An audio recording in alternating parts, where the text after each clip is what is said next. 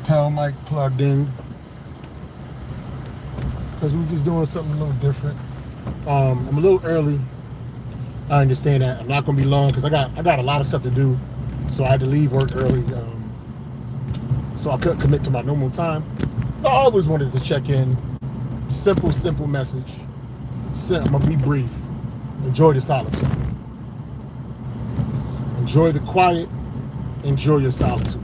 Sometimes a lot of people feel like you got to be around a bunch of friends and around a bunch of individuals and a lot of noise, and you always got to be up under somebody and by somebody, and you think if you aren't around anyone, you're lonely. It's like, nah. As long as you at peace with yourself, you can never be lonely. Because there's a you, there's the physical you, then there's the higher you. So it's always somebody there.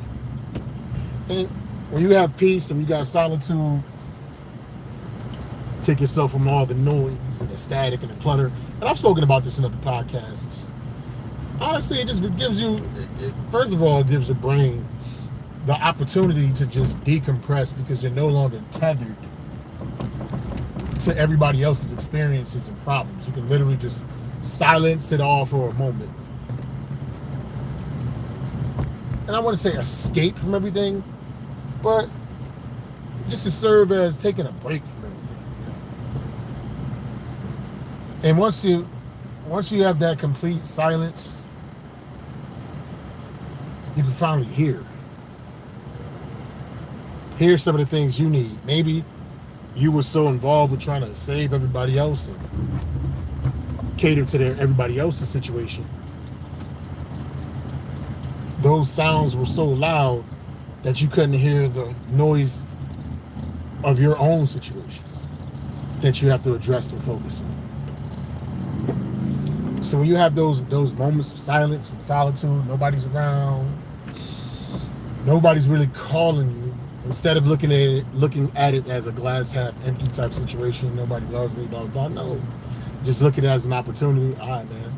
I have no distractions now. I can just focus on me, focus on the things I need to take care of. Or if you want to just completely just disengage and just relax like you're floating on water. Our minds and our body is constantly on go. So if you do have opportunities where people just ain't reaching out, ain't hitting you up, you ain't getting no phone calls, good news or bad news, just totally even. There's a lot of people that would pay infinite amounts of resources in order to be in them circumstances, even but for a few moments. So if you have those opportunities, if you're in that circumstance, see it as a blessing, man. See it as a blessing, just rejuvenate. I've told this analogy before.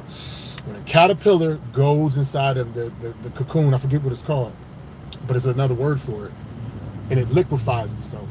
It literally, the being that it is, that totally breaks down, and it develops, and it grows these wings. But the thing is, if it never went into that cocoon, if it never went into that chrysalis, and had the opportunity to develop, if it stayed in its caterpillar form, grub form with all the little legs and crawling around the trees and stuff like that, and it never had the opportunity to go into that chrysalis and liquefy and destroy itself to build, not even destroy, but to transform itself to become something else, it would never have those wings. It would never have the opportunity to fly away from that tree that it was tethered to. And sometimes the universe grants us that opportunity. Sometimes the universe, the calls ain't coming in. Nobody, you ain't hearing, like I said, you ain't hearing no good news. You ain't hearing no bad news. It's just even. You know what that sounds like to me? That sounds like peace. This I forget what his name is, but this guy on TikTok where he goes, "I'm a peace-seeking missile and I found myself." Something, blah, blah, blah, blah, blah. And that's true. Like basically saying he's a peace-seeking missile. And it took me a second to get that because the rhythm is so dope. I'm not paying attention to the lyrics. But like a heat-seeking missile is something that finds its target to destroy it. A peace-seeking missile is basically a concept of something searching for peace. And they say he found himself. It found peace with himself.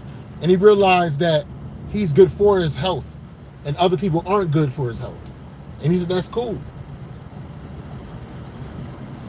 Coming to this world alone, not understanding nothing, you go out by yourself. Those peaceful moments, embrace them, enjoy them, because you're going to have plenty of times where it's going to be extremely loud, extremely chaotic. But even in those instances, what I'm really starting to understand and learn is that, yes, you cannot control the outside environment and all the things coming at you. You can't control that. But the one thing you can control,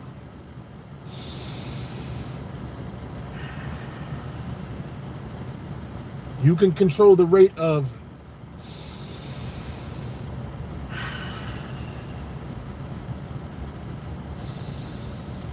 you can control that. So when somebody comes, oh my God, they doing that to you, all you gotta do is this. You don't have to fall into their world of what they're doing, even in that moment. You just always, the goal should always try to be the master of how you react from outside stimulus. Now you're not always going to be perfect. Sometimes it's like a reflex. Sometimes things just happen. But at least I have the thought in your head, especially when something dramaful, something exciting, something dramatic is happening. That's a free training ground right there you can work on.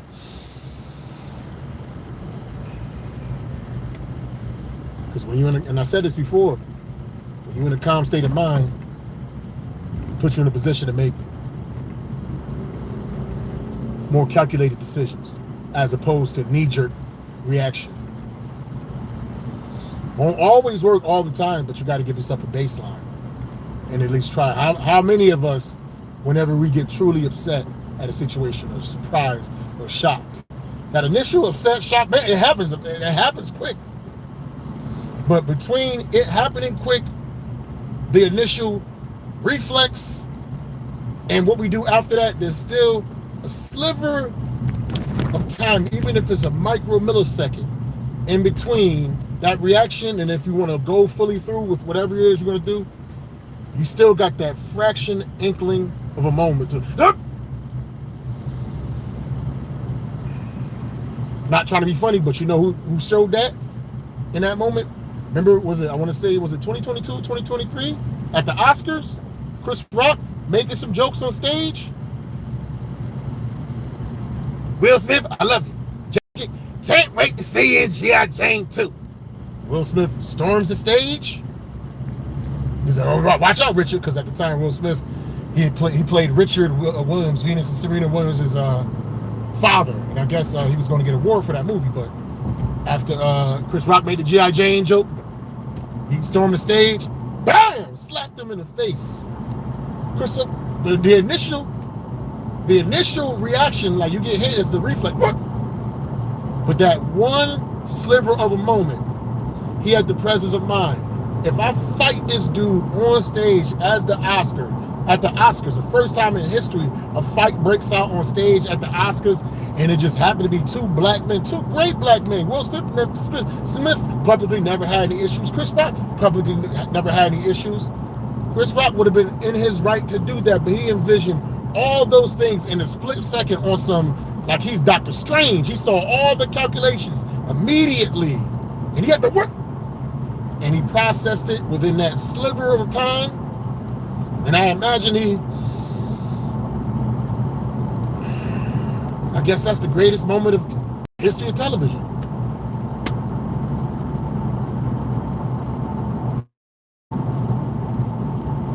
Yes, you have that initial reaction, but you always have the opportunity within that sliver, unless you're about to die or something, that's different. You still have that sliver to make a choice. But besides that, if everything seems boring to you, and nothing seems to be going on, and everything is even, and the EKG of existence is like this, on an even, not like this, because that means dead, but you know, just a gradual squiggle. Don't look at it as life is boring, nobody talking to me. Nobody loves me. Look at it as the universe giving you an opportunity to enjoy peace, quiet, and solitude for some moments, because there are other individuals that wish they could have that just for a moment. With that being said, I just wanted to give y'all something really, really quick. Hope y'all enjoy y'all weekend. To all my up and coming young comedians, there's no such thing as writer's block. If the comedy guys have not given you anything new to describe on that page, it is their way of telling you to work out the things that they already gave you. Stay away from the nonsense, stay away from the negativity, stay away from the gossip, stay away from the rumors, stay away from the foolishness. Focus on the funny and lead with love, because life is not something that happens in spite of you. Life is an experience for you to behold, so get to behold it. This is going to be replayed again, I think at 4, and I might replay it again a couple of times, but I'm not going to be live. Y'all going to see me in the replay. It ain't going to be live. I would just say, help your boy out, like, share, subscribe, comment, all that good stuff. Go inside my profile if you want to leave me a little donation at the Venmo or the Cash App. I ain't going to say what it is. Just look at my YouTube page, look at my description, my profile of who I am, and then if you want to do that, help your boy out, put something in the collection plate, that's cool. If not, man, hey, just share it. Spread the message, man. I'm all about positivity. I do have a Substack. I can't think of my Substack off the top of my head. I need to know what that is, but I'm putting all my deep, heavy philosophical writings on the Substack. I'm no longer putting stuff like that on Facebook or TikTok or Instagram, because I feel like, no disrespect to those platforms, but they're more like fast food platforms where people just want instant gratification. And to me, apps like Substack and Medium, that's more like Roof Chris, you know, like top of the line steakhouses and top of the line fine dining places, where I'm putting 7-course meals on there for people that actually want to take their time, enjoy, and be thoughtful. So,